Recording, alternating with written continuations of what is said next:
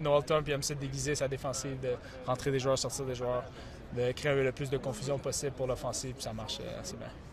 Harris, de l'autre côté, a travaillé contre Thorpe dans 3 organisations différentes. Donc, il est capable quand même de lire, de prévoir ce que Noel va y envoyer.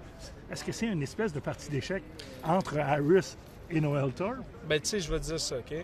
Dis-toi qu'il y a 9 équipes dans la ligue, puis tous ces coordonnateurs-là ont déjà tous joué contre ou ont coaché ensemble. Tout le monde se connaît. Fait qu'il n'y a pas de secret. Et qui a l'avantage? Le quart arrière ou le coordonnateur défensif? Celui qui est le mieux préparé. Pas plus simple que ça. Vous êtes bien préparé? Oui, on est bien préparé. Sens-tu toujours un petit peu de nervosité avant ces fameux matchs-là de la Coupe Grey? Vraiment moins que 2023. C'est la grande différence pour moi. C'est 2023, c'était, comme j'ai dit, c'était le rêve d'un jeune garçon de gagner cette coupe-là. Puis là, je peux dire que c'est coché sur cette liste-là.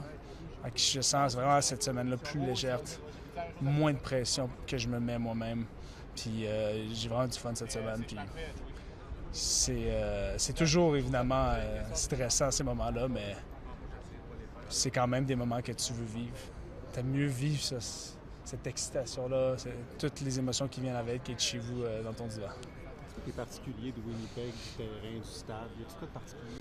Ben moi, c'est un de mes stades, à l'exception de Montréal, favoris à jouer dedans. Je te dirais que l'atmosphère à Winnipeg, si t'es jamais venu voir un match, c'est vraiment impressionnant. Tu sais, c'est une ville de football, c'est une ville qui... Tu sens la passion qu'ils ont pour leur équipe. Puis ces fans-là, c'est quelque chose de les entendre crier, mais c'est aussi le fun quand tu fais une interception puis tu entends le silence total dans le stade. Fait que, non, il y a quelque chose de particulier. C'est une ville de football, puis tu le vois avec la passion qu'ils ont. Puis cette semaine, durant toutes les festivités, tu as pu voir à quel point ils sont intenses dans ce sport-là. Parle-moi un petit peu de Davis Alexander. On l'a vu sur le terrain aujourd'hui, puis il a l'air en super forme. Si on ne savait pas qu'il aimerait ça, je pense qu'on ne le saurait même pas. Ouais, non, c'est ça. La réalité, c'est qu'on est dans une ligue qu'on doit... c'est quoi disclosure? On doit dévoiler.